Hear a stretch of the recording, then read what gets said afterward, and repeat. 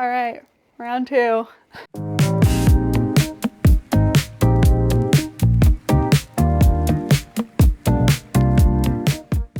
Hello, and welcome to Make a Little. My name is Taylor. I am a Seattle-based fiber artist on a quest to make a little more art every day. And this is everything that I bought in Osaka and Kyoto on my recent trip to Japan. If you're a returning viewer of my channel, welcome. You know exactly what this is. Thank you so much for joining me. And if you're new here, don't worry, you'll catch up very quickly. So I just came back from like kind of a huge trip, the first vacation that I've taken in almost 10 years. I spent 2 weeks in Japan and 1 week in New Zealand. And this series, I guess you could call it, is all about all of the acquisitions that I made while I was abroad. So the first video was all about everything I bought in Tokyo. I'll link that video down below in case you want to watch that. This one is about everything I bought in Kyoto and Osaka. I didn't know this before I went, but these two kind of prefectures are quite close to one another, and so it's very easy to day trip between one or the other. And so this was all kind of like from the same hotel base is sort of the way that I'm thinking about it. And then my video next week will be all about everything that I bought in New Zealand. I won't go through every disclaimer that I went through in the original video. I don't want to bore you too much, but very quickly, this video should not be considered as encouraging you to overconsume. All of the purchases that I made over abroad were very intentional and were very specific. I did not put myself in any financial dire straits buying this yarn, and if anything, this is like a representation of how much I value my creativity and my art, and me finally kind of investing into something that makes me extremely happy and just is extremely cathartic in my life. So with all of that out of the way, we are going to get into where I went, what I bought, and how much it cost me. I will be putting in some B-roll over on the side here so you can hopefully take a little peek into some of these shops. Although, like I mentioned in the last video, I don't take a ton of B-roll, mostly because I want to make sure I protect everyone's privacy, so I don't ever want to have other people in my B-roll, and also because, especially in Japan, these stores were really crowded, and I just didn't want to be in the way of anybody while they were trying to do their shopping.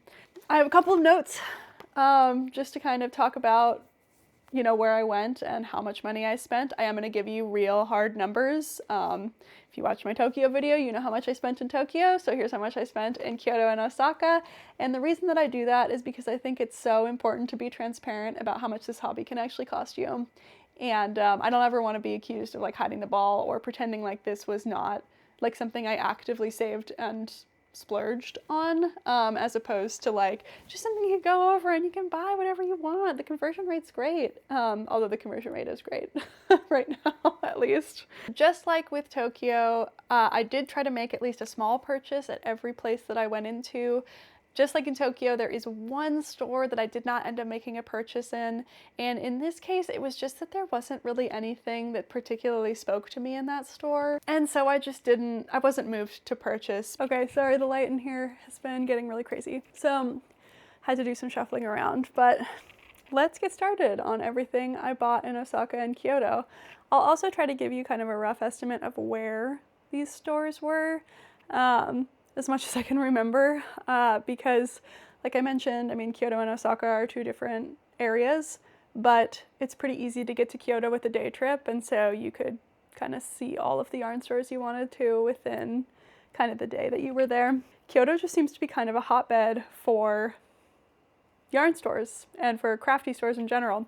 There was actually also another one in Kyoto, I think it's called Kino Hitsugi. I'll put down the actual name below so that you can see it, that I tried to get to, but it was actually closed for a couple of weeks right around the time that we went. But I did like peer inside of the shop window and it looked really cool. But I wasn't able to make it into that store, so I'm not sure if it's good. You'll just have to listen to other people to see whether or not that one would be worth your time.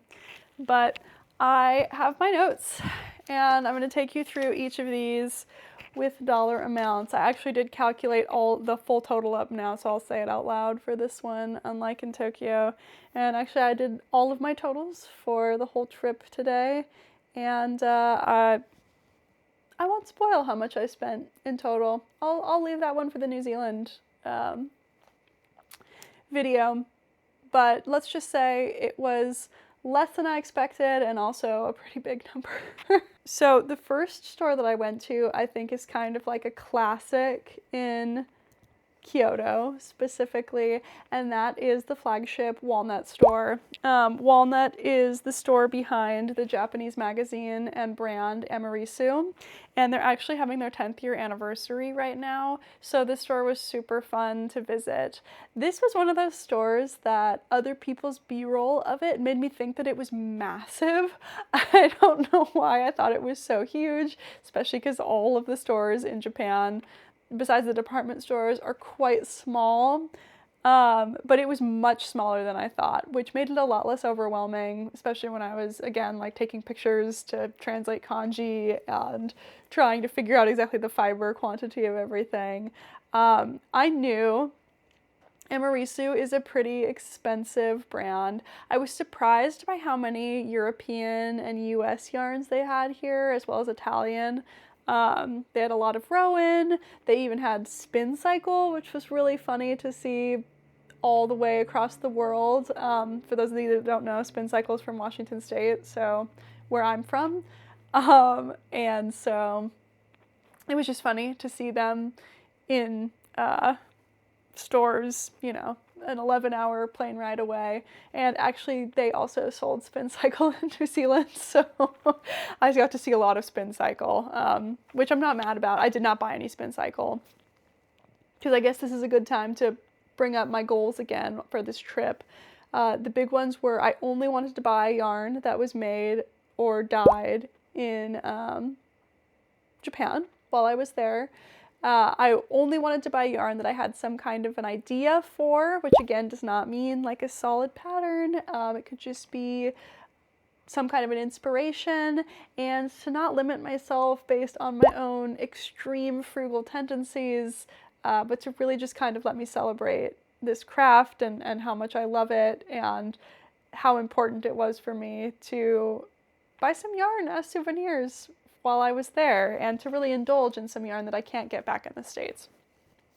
Like I said before, I haven't gone on a trip like this in almost 10 years, so this isn't like some constant thing for me. I'm not constantly acquiring yarn. The majority of the yarn I have is secondhand, or purchased from, you know, very special events once or twice a year, and so this is one of those events for me. So, sorry, I went on a little rant there, but to get back to it, Walnut, again, really beautiful store. And I had a specific mission for Walnut because Emirisu yarn is quite pricey, and I knew I wasn't going to be buying like a sweater's quantity of anything here. I mean, I think most of the skeins were $30 or more USD. And so I ended up buying 3 skeins of sock weight yarn specifically to make socks. The first one is this gorgeous color. This is, I think all of them are the sock weight hand dyed, but I'll correct that if that's not true. These are all 100% superwash merino wool and 100 grams. This one was specifically picked out by my boyfriend. It's kind of hard to see on camera right now because the sun's going down, but it is predominantly gray with touches of red, a little bit of green, and then a little bit of blue as well. Like I mentioned, I'm not super into variegated yarns, but he really likes the way that this one looks, and they all had a ton of sample swatches all on the wall, and he liked the way this one knit up too. So these are for him, and it is really soft, squishy yarn. Like, it is really pretty. It just is maybe not colors that I would generally choose, but I really wanted to thank him for just a bunch of the things that he had done on this trip, along with just encouraging me to plan this trip and go on this trip finally. So I'm really excited to make him a pair of probably just vanilla socks, you know, maybe some ribbing, something like that. The next one I bought is for me, for a pair of socks. I know I just said I don't really like variegated yarn. This might be like the sole exception. This was their limited edition colorway for February. It's like chocolate strawberry.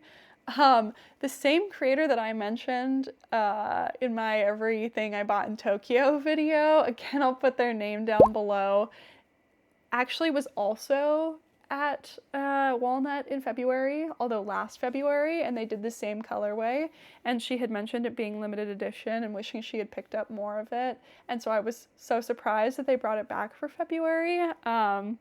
And I really love this colorway. I especially love the like little splotches that look just a ton like little seeds in strawberries. It's just a very indulgent, soft yarn. And actually this is a different sock base. This is the Falkland sock hand dyed. And there were only a couple of skeins of this there. So I just picked up one because I knew I was only gonna make a pair of socks with these. And this should be perfect for that. And then the last yarn I picked up at Walnut, this is the Swing sock base. So I was wrong. I guess they're all different sock bases. This is in the color Tort. This is also, though, 100% merino wool. It's just this bright red skein. And the reason for this is because I've had a pattern in my favorites for a really long time called the Rod Stompers, or I'm probably mispronouncing that, but something like Rod Stomper, which is a pattern for red socks specifically, and I knew I always wanted to make them in red. It's a free pattern, which is really exciting, but this red was just so pretty, and I was just in the sock yarn area dreaming about socks, so I'm really excited to knit up a pair of those with this. And then I am going to include this just because my receipt is not itemized, so I don't know exactly how much everything cost, because I did buy, I know I said I wasn't going to mention this too much, but I did buy some washi tape at Walnut as well. This is for their 10th year anniversary. It's super cute. It's got like buttons and skeins and knitting needles on it. Like I mentioned in that previous video, I'm also like an avid junk journaler / scrapbooker. And I scrapbooked, junk journaled the whole trip. I don't know if anybody's actually interested in seeing that. If you are, you know, let me know. Maybe I'll make like a short of just going through the pages that I made or some of the pages that I really liked. Because Japan has the cutest junk in the world. Like everything has an adorable sticker on it, or has such a cute little bag, or is just like themed or branded. And so it was really inspiring and super fun to do that. So I did buy one little thing of washi tape. I think this was quite inexpensive, maybe like 600 yen, which is about $3. But it is in my total, so I'm going to include it. So that, with all of that, I spent $72.36 USD in Walnut. This is one of the stores that I spent the most money in until we get to New Zealand. New Zealand is just generally a little bit more expensive, or I just bought a little bit more. I'm not totally sure. I'll talk more about why I think I bought so much in New Zealand as opposed to in Japan in that video, but I did spend significantly more money in New Zealand. But at Walnut I spent $72.36. So the next place that I went, also in Kyoto, was another one of the like standout yarn experiences that I had on this trip, and that was La Drogerie. I learned about this one from another YouTuber who was doing like a everything I bought in Japan video. I'll see if I can find it and I'll link her name down below because it was really beautifully shot and super inspiring for when I was going. But she mentioned La Drogerie and said, you know, it's kind of unusual because they have like all of their giant cones of yarn and you actually pay per weight. So they'll spin it out for you into whatever size you want. And that was so cool. It was really cool to be there. This was a place that had a ton of yarn that really tempted me, where I really wanted to buy a bunch of different bases and kinds of yarn that I knew I probably wasn't going to use. So I think I exercised a lot of restraint here, but I only picked up this little, I mean, it's almost like a kit. I almost made a kit. Basically what it is they had a bunch of like kind of cut-offs. I'm not sure if this was maybe like the last of a cone or if they just do these intentionally, but they're just small little balls of a grab bag of their yarns. So like you can see that a little more. These are all mohairs in different colors. If you know anything about me, you know this was like the reason I bought this particular pouch, but they kind of all go together, and I think there's, I don't know, about, well, let's see, there's 47 grams in here total of mohair. And then I thought it would be really fun to turn this into like a really beautiful colorwork scarf, or maybe cowl. Cowl, that's the word I was looking for. So I got just like a little bit for a base color. I think that she stuck my receipt in here, so I might actually be able to tell you what this is exactly. It's 50 grams of color 4 in their kid mohair. I think everything I bought was the kid mohair blend because I love mohair a ton, but this is 50 grams of that. And I thought that should be plenty to knit up just like a really gorgeous plush cowl in just some really, really fun colors. Again, I've got the like bright, bright yellow, a couple of more mid-tone blues, a gray, and then this sort of like foresty, well, it's almost like a teal, actually, now that I'm looking at it, a little more teal. But I thought all these colors went together really well. And it was just so fun. They had a ton of those little packs that I think are such a fun way to experience yarn, and especially with something like mohair, it goes really, really far. I mean, like I talked about in my Tokyo video, the 50-gram mohair skeins that I bought at one of the other stores there it's like 600 meters. So it's a ton of yarn. It's way more than you think. So you can get quite a bit of yarn there for, I think, a really reasonable price for how luxe and gorgeous their fibers were. In total on these, the 4 skeins and then the kind of larger 50-gram skein, I spent about 5,000 yen. I'll put that down below. Off the top of my head, I think 5,000 yen is like 30 bucks, maybe? $25, something like that. But I'll put the conversion down below so that you know, even if I don't. So I thought very reasonable for what I got. So like I mentioned previously, there was one store, this was in Osaka. There was one store that I did not end up actually purchasing anything in it. It was a store called Osaka Sansai. This was like a general purpose craft store, so not just yarn. And the only reason I didn't end up buying anything here was that it was a lot of yarn directed more towards like amigurumi and macrame and that sort of thing. There was some really cool pom-pom yarn. I know I took some B-roll of that, so I'll put it in, that I was very, very tempted by, but like I mentioned in my Tokyo video, I tried really hard not to buy like novelty yarns because I'm not going to be buying enough pom-pom yarn to make a sweater or something, right? I don't even know what it would look like. Yeah, I'll knit up like a sweater, at least at this stage of my hobby. But I did want to include it in case you find yourself in Osaka wanting just more craft stores.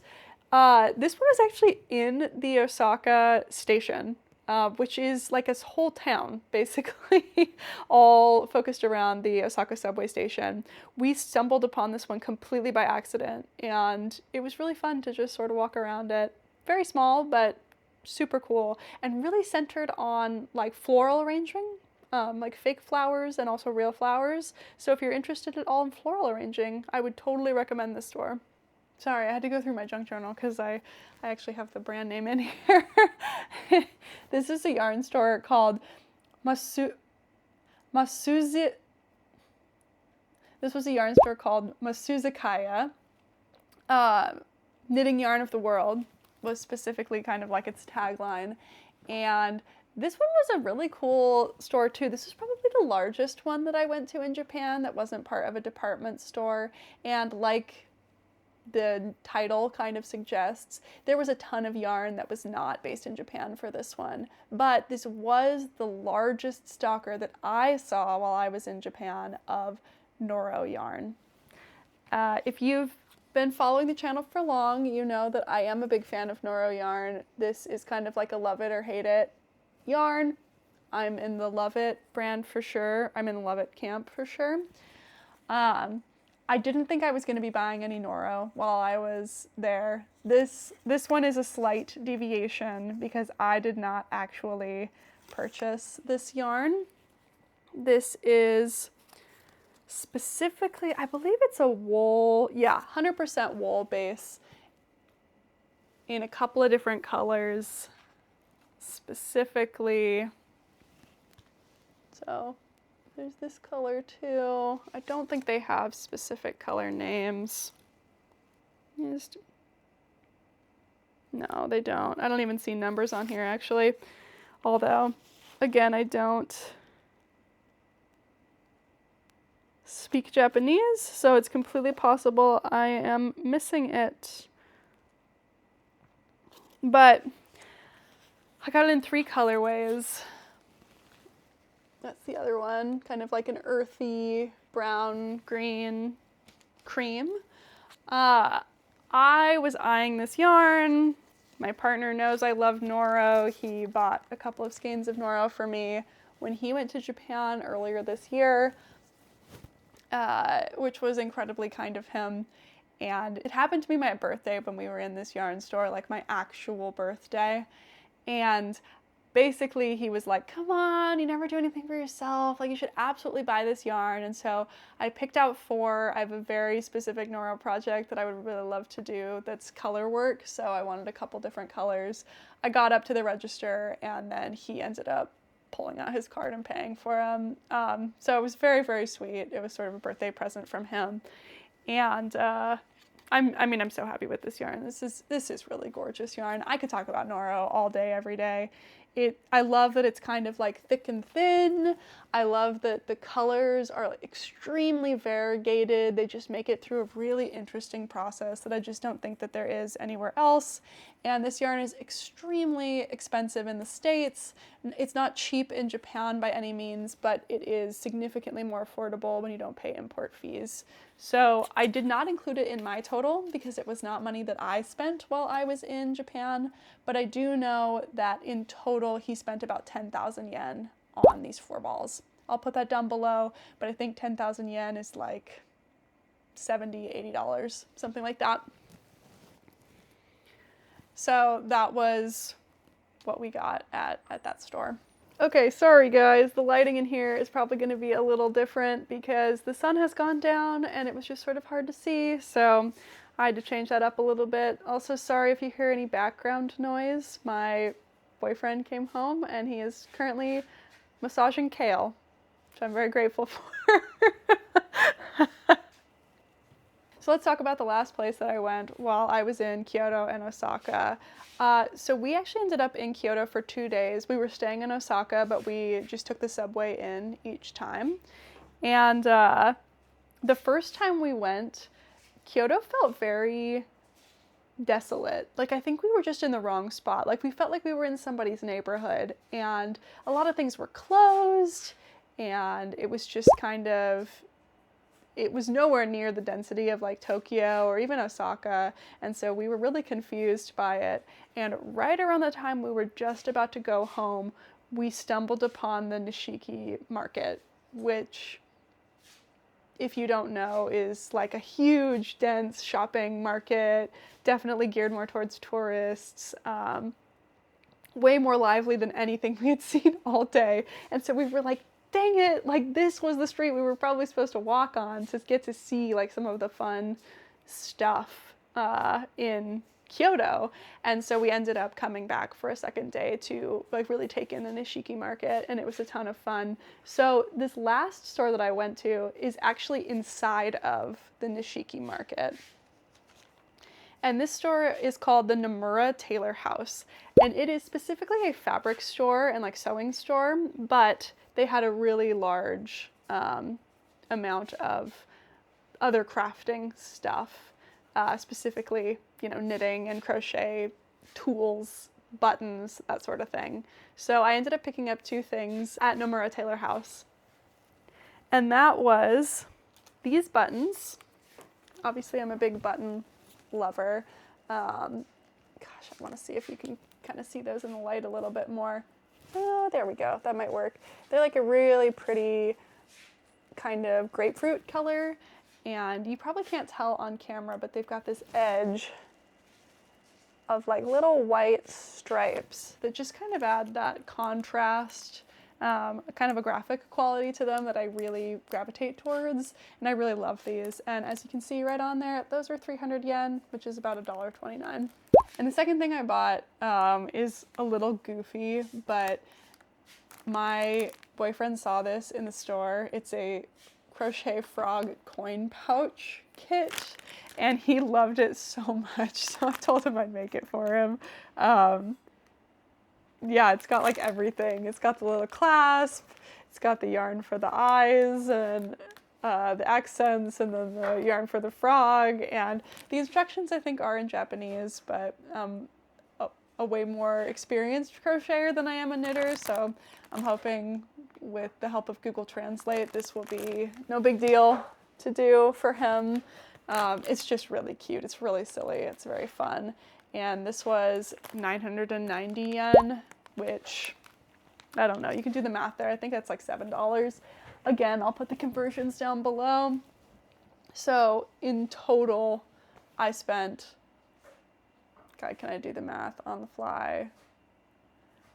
1,200 yen at Nomura Tailor House. And that was just, again, that was just like a really fun one to stumble upon. Like I wasn't looking for that one. It just happened to be inside the Nishiki market.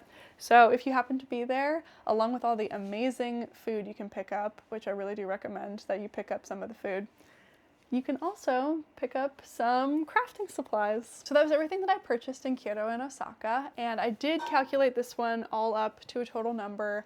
In total, I spent $112.72 in Osaka and Kyoto.